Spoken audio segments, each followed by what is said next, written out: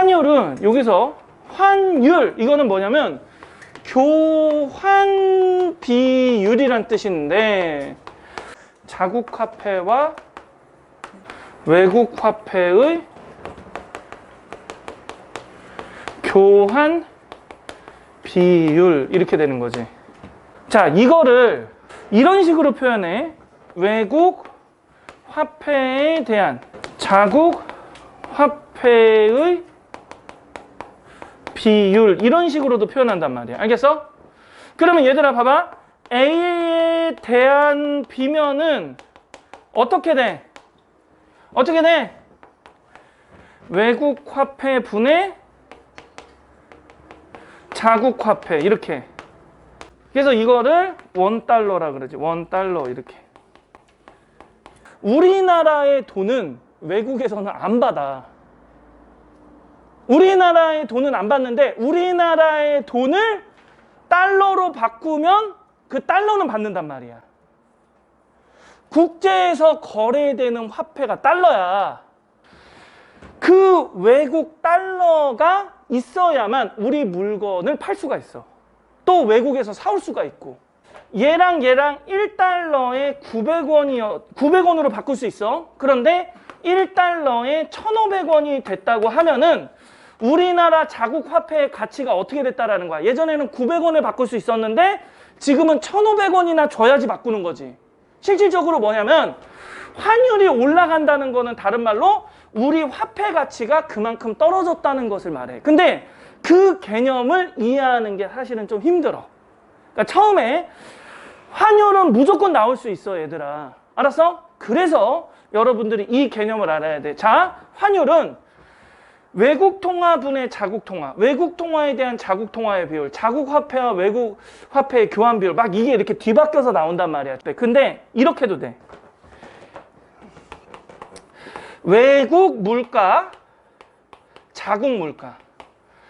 자, 환율이 궁극적으로는 물가를 반영해야 된다라고 하면서 장기 환율을 제시할 때 이런 것을 균형 환율이라 그래. 알겠어? 환율이 올라갔어. 자, 환율이 올라갔다는 것은 다른 말로 뭐야? 자국 화폐 가치가 어떻게 됐다라는 거야? 올라갔다라는 거야? 내려갔다는 거야? 내려갔다라는 거지. 자국 화폐 가치가 내려갔다라는 건 다른 말로 수입은 어떻게 돼? 졸라 어려워. 알겠어? 하지만 수출이 어떻게 되니? 올라가는 거지. 이해돼? 자, 요렇게. 이거 여러분들 알아야 돼. 알겠어? 봐봐. 국민 생활에 영향을 미치는 활동의 총체인 정책의 목표를 효과적으로 달성하기 위해서 정책을 수립할 때 항상 뭐를 한다? 거기다 밑줄 쳐봐. 정책 수단의 특성. 자, 얘들아, 결론적으로 말할게. 야, 우리나라에서 지금 환율이 무작정 올라가면 어떤 일이 벌어져? 환율이 무작정 올라가면 수입은 줄어들고 수출이 늘어나니까 궁극적으로는 어떻게 되겠어? 환율이 원상태로 복귀하겠지. 자, 여기서는 말하는 게 우리나라 갑자기 통화량이 증가해서 화폐 가치가 엄청 올라갔단 말이야. 근데 나중 되면은 실질 통화량이 어느 순간에는 적정하게 다시 변화 없는 상태로 유지가 돼. 그러면 다시 돌아온다는 거거든. 자, 그러면 이러할 때는 국가에서 강하게 개입하면 안 돼. 알겠어? 하지만 내버려두면은 계속 악화되는 상황에서는 국가에서 강하게 개입해야 돼. 이 환율을 과도하게 개입하면 문제가 생겨. 알겠어? 그래서 국가에서 봐봐. 자, 여기 네 가지가 있지. 강제성 네모, 직접성 네모, 자동성 네모, 가시성 네모. 어떤 문제가 있을 때 해결 방안은 어디에 나와? 맨 마지막 단락에 나와. 환율의 오버슈팅의 가장 궁극적인 원인이 물가의 경직성. 물가가 안 바뀌어. 경직성을 완화하기 위한 정책 수단에서 밑줄 쳐. 강제성이 낮은 거. 또 직접성이 높은 거. 알겠어? 강제성은 낮고 직접성은 높은 정책을 쓴다. 이게 핵심이야, 사실은. 자, 그런데 실제로 여기서 문제는 요 환율과 오버슈팅의 관계가 나오는 거지. 자, 잘 들어. 오버슈팅이라는 것은 다른 말로 급격한 변화를 말하는 거지. 강제성, 미쳤죠? 집단의 행위를 제한하는 거야. 가로치고 유해식품 판매 규제 이런 거. 직접성은 자, 정부가 재원을 직접 조달해서 직접 관여하는 거야. 직접 관여 정도 밑줄. 민간에게 위탁하느냐 아니면 정부가 직접 하느냐. 여기도 예시가 이렇게 있어. 괄호치고. 자동성. 자동성은 기존 조직을 활용하는 정도야. 기존 조직을 활용하면 자동성이 높고 기존 조직을 활용하지 않으면 자동성이 낮다. 가시성 내묻혀봐. 재원이 명시적으로 드러나는 정도야. 자, 결론적으로 말할게. 환율의 오버슈팅에 대한 정책은 직접성과 강제성이 주로 핵심인 거지. 강제성과 직접성이야. 그래서 요 두 개를 잘 보시면 되고. 자, 정책 수단 선택 사례로 환율과 관련된 경제 현상을 살펴보자. 자, 이제부터 뭐 할 거냐면 국가에서 어떤 정책을 수립을 하는데 어떤 것에 환율에 대한 정책을 한번 보도록 하자라고 하면서 환율에 대해서 설명을 해주지. 환율은 내모쳐. 환율은 야, 수렴된다가 뭐야? 수현 선생님이 수렴한다라는 걸 뭐라 그래? 1로 수렴한다, 0으로 수렴한다. 뭐야? 글로 간다 무조건. 그러니까 환율은 어디로 수렴된대? 기초 경제 여건을 반영하는 수준으로 수렴된다. 이게 핵심이야. 환율이 올라야 된다면 적정으로 오른 수준으로 수렴을 할 거고, 환율이 오르지 말아야 된다면 오르지 않는 수준으로 가는 거야. 뭐를 기준으로? 기초 경제 생활 여건을 기준으로. 그런데 문제는 과도하게 올라가는 거야.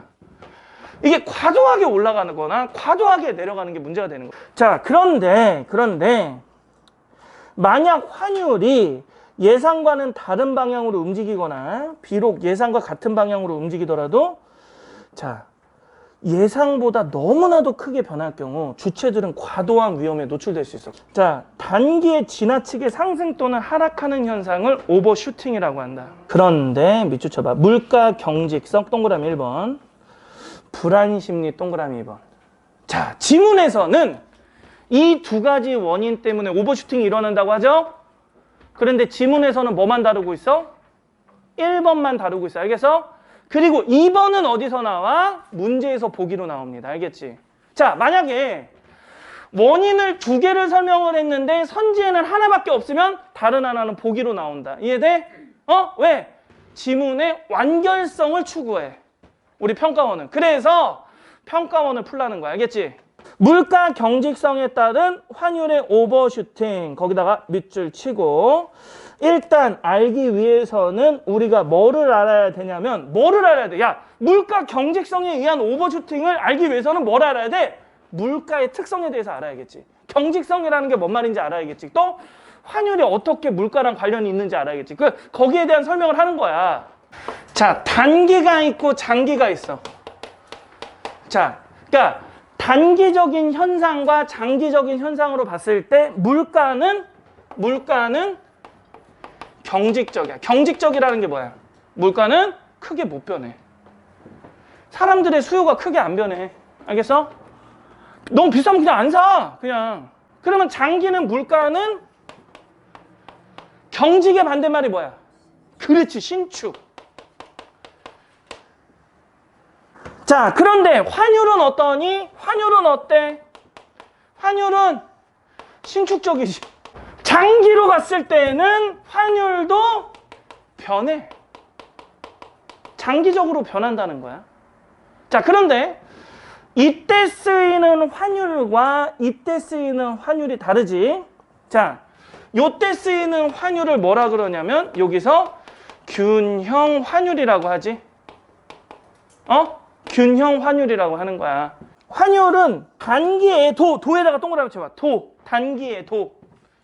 그러니까 환율은 장기에도 신축적인데 단기도 신축적이다. 이렇게 되는 거고, 이러한 물가와 환율의 조정 속도의 차이가 오버슈팅을 초래한다. 거기다 밑줄. 자, 얘들아, 그러면 차이가 있다는 게 뭐야? 어디에 차이가 있어? 얘는 경직됐는데 얘가 움직이니까 여기에 차이가 발생하는 거지. 그러니까 요게 문제가 있는 거야. 그러니까 다른 말로 환율이라는 것은 물가랑 같이 가면 문제가 없어. 환율은 물가랑 같이 가면 문제가 없어. 그러니까 얘도 신축되고 얘도 신축되면 문제가 없는 건데 보통은 그래. 어떤 것만 바뀌면 문제가 생겨. 같이 바뀌는 게 아니라. 알겠어? 문제가 생기는 거지. 물가와 환율이 모두 신축적으로 조정되는 장기의 확률은 구매력 평가설에 의해서. 얘들아, 구매력 평가설이 더럽게 많이 나오고, 구매력 평가설이 다른 말로, 구매력이라는 게 다른 말로 뭐냐면 물가야, 물가.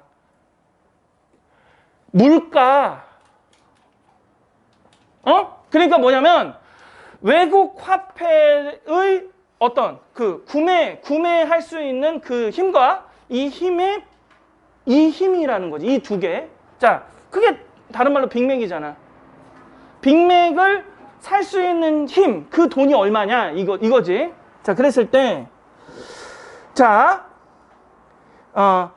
국내 통화량이 증가하여 유지될 때 장기적으로도 물가도 높아져서 환율은 상승한대. 얘들아, 어떤 일이 벌어진대? 통화량이 증가하면 궁극적으로 뭐가 바뀐대? 물가가 상승하지. 그러니까 환율도 어떻게 된대? 상승한대. 그러면 문제가 없다는 거야, 실제로. 자, 그런데 지금 여기서 물가는 경직되어 있고 환율은 신축적이라면, 자, 여기서 이런 말을 하죠. 자, 실질 통화량은 뭐라는 거야? 뭐분의 뭐야? 물가분의 통화량이라는 거지? 자, 봐봐. 얘는 실질 통화량의 변화가 있어, 없어? 실질 통화량의 변화가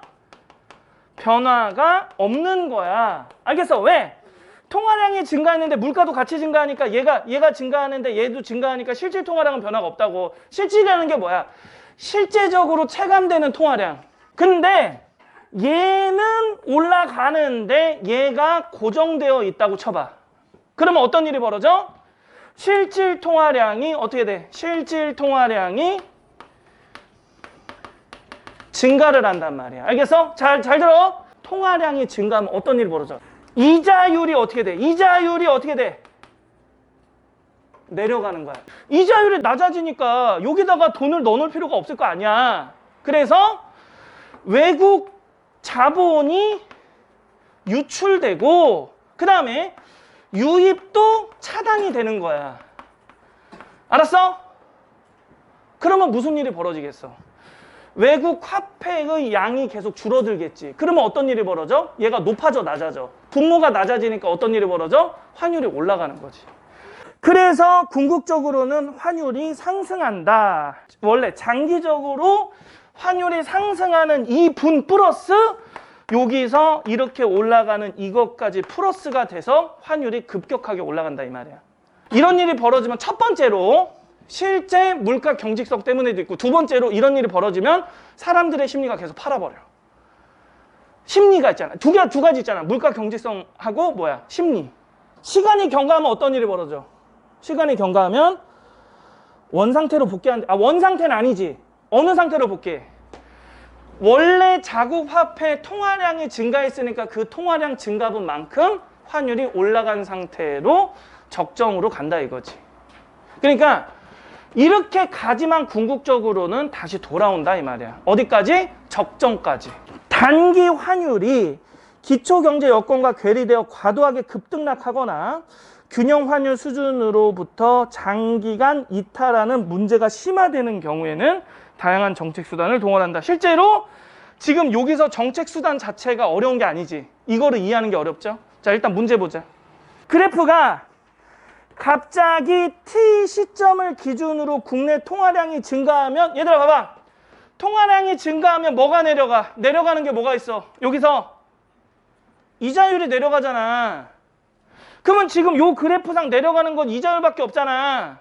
그러니까 A에다가는 옆에다가 금리라고 쓰면 돼. 금리랑 이자율은 같은 말이야. 야, 그리고 어떨 때는 율 쓰고 어쩔 때는 률 쓰잖아. 모음하고 니은일 때는 율 쓰고 나머지는 다 률 써. 알겠어? 이는 뭐야? 올라갔다가 적정 상황으로 가는 환율인 거지. 그리고 C는 뭐야? 다시 원상태로 돌아오는 수치는 뭐야? 변화 없는 거. 실질 통화량. 알았어? 그래서 답이 몇 번이니? 4번.